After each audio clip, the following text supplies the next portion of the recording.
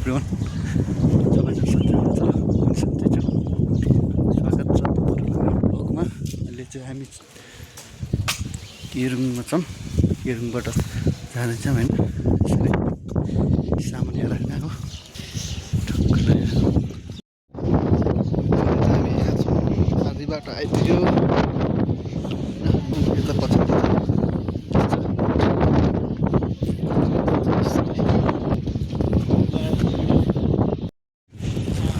यो ठाउँमा लन्च खानेछौँ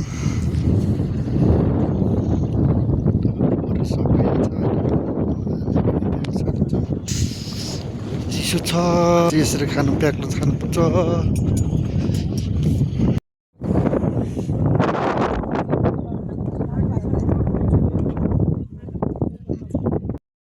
खाना खाएर निस्किन लाग्यो अब गाडीमा बसिसक्यो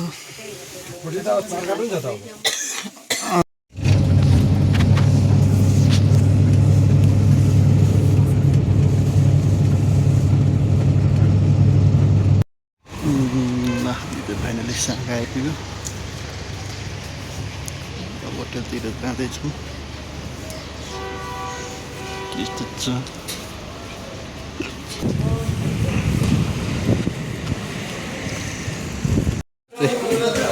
किचन यसरी गर्नुपर्छ यसरी अब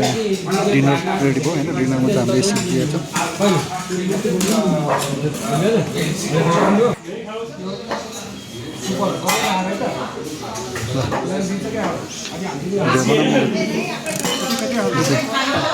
साग चाहिँ अब सुत्न आँटेको यहाँ छ